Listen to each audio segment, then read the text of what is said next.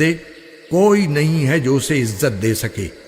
یقیناً اللہ وہی کرتا ہے جو چاہتا ہے۔ یہ مومن اور کافر دو فریق ہیں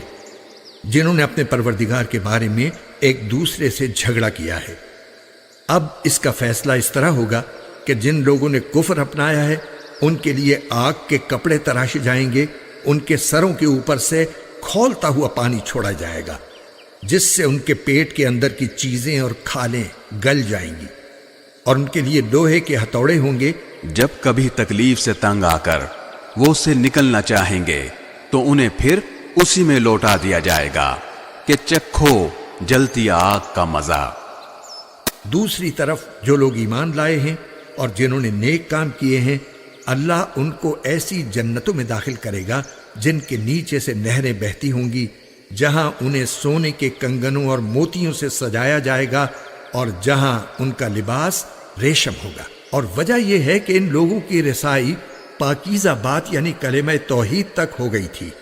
اور وہ اس خدا کے راستے تک پہنچ گئے تھے جو ہر تعریف کا مستحق ہے۔ بے شک وہ لوگ سزا کے لائق ہیں جنہوں نے کفر اپنا لیا ہے اور جو دوسروں کو اللہ کے راستے سے اور اس مسجد حرام سے روکتے ہیں جسے ہم نے لوگوں کے لیے ایسا بنایا ہے کہ اس میں وہاں کے باشندے اور باہر سے آنے والے سب برابر ہیں، اور جو کوئی شخص اس میں ظلم کر کے ٹیڑھی راہ نکالے گا ہم اسے دردناک عذاب کا مزہ چکھائیں گے۔ اور یاد کرو وہ وقت جب ہم نے ابراہیم کو اس گھر یعنی خانہ کعبہ کی جگہ بتا دی تھی اور یہ ہدایت دی تھی کہ میرے ساتھ کسی کو شریک نہ ٹھہرانا اور میرے گھر کو ان لوگوں کے لیے پاک رکھنا جو یہاں طواف کریں اور عبادت کے لیے کھڑے ہوں اور رکوع سجدے بجا لائیں، اور لوگوں میں حج کا اعلان کر دو کہ وہ تمہارے پاس پیدل آئیں اور دور دراز کے راستوں سے سفر کرنے والی ان اونٹنیوں پر سوار ہو کر آئیں جو لمبے سفر سے دبلی ہو گئی ہوں، تاکہ وہ ان فوائد کو آنکھوں سے دیکھیں جو ان کے لیے رکھے گئے ہیں،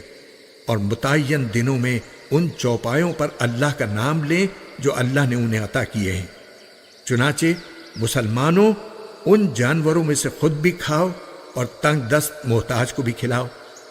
پھر حج کرنے والے لوگوں کو چاہیے کہ وہ اپنا میل کچیل دور کریں اور اپنی منتیں پوری کریں اور اس بیت عتیق کا طواف کریں۔ یہ ساری باتیں یاد رکھو، اور جو شخص ان چیزوں کی تعظیم کرے گا جن کو اللہ نے حرمت دی ہے تو اس کے حق میں یہ عمل اس کے پروردگار کے نزدیک بہت بہتر ہے۔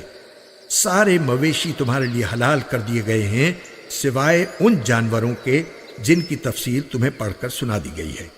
لہذا بتوں کی گندگی سے اور جھوٹی بات سے اس طرح بچ کر رہو کہ تم یکسوئی کے ساتھ اللہ کی طرف رخ کیے ہوئے ہو، اس کے ساتھ کسی کو شریک نہ مانتے ہو، اور جو شخص اللہ کے ساتھ کسی کو شریک ٹھہرائے تو گویا وہ آسمان سے گر پڑا، پھر یا تو پرندے اسے اچک لے جائیں یا ہوا اسے کہیں دور دراز کی جگہ لا پھینکے۔ یہ ساری باتیں یاد رکھو، اور جو شخص اللہ کے شعائر کی تعظیم کرے تو یہ بات دلوں کے تقوی سے حاصل ہوتی ہے۔ تمہیں ایک معین وقت تک ان جانوروں سے فوائد حاصل کرنے کا حق ہے، پھر ان کے حلال ہونے کی منزلیں اسی قدیم گھر یعنی خانہ کعبہ کے آس پاس ہے، اور ہم نے ہر امت کے لیے قربانی اس غرض کے لیے مقرر کی ہے کہ وہ ان مویشیوں پر اللہ کا نام لیں جو اللہ نے انہیں عطا فرمائے ہیں، لہذا تمہارا خدا بس ایک ہی خدا ہے، چنانچہ تم اسی کی فرما برداری کرو اور خوشخبری سنا دو ان لوگوں کو جن کے دل اللہ کے آگے جھکے ہوئے ہیں، جن کا حال یہ ہے کہ جب ان کے سامنے اللہ کا ذکر کیا جاتا ہے تو ان کے دلوں پر روب طاری ہو جاتا ہے، اور جو اپنے اوپر پڑنے والی ہر مصیبت پر صبر کرنے والے ہیں اور نماز کو قائم کرنے والے ہیں، اور جو رزق ہم نے انہیں دیا ہے اس میں سے اللہ کے راستے میں خرچ کرتے ہیں، اور قربانی کے اونٹ اور گائے کو ہم نے تمہارے لیے اللہ کے شعائر میں شامل کیا ہے، تمہارے لیے ان میں بھلائی ہے۔ چنانچہ جب وہ ایک قطار میں کھڑے ہوں ان پر اللہ کا نام لو، پھر جب ذبح ہو کر ان کے پہلو زمین پر گر جائیں تو ان کے گوشت میں سے خود بھی کھاؤ اور ان محتاجوں کو بھی کھلاؤ جو صبر سے بیٹھے ہوں، اور ان کو بھی جو اپنی حاجت ظاہر کریں، اور ان جانوروں کو ہم نے اسی طرح تمہارے تابع بنا دیا ہے تاکہ تم شکر گزار بنو۔ اللہ کو نہ ان کا گوشت پہنچتا ہے نہ ان کا خون، لیکن اس کے پاس تمہارا تقوی پہنچتا ہے۔ ہم نے یہ جانور اسی طرح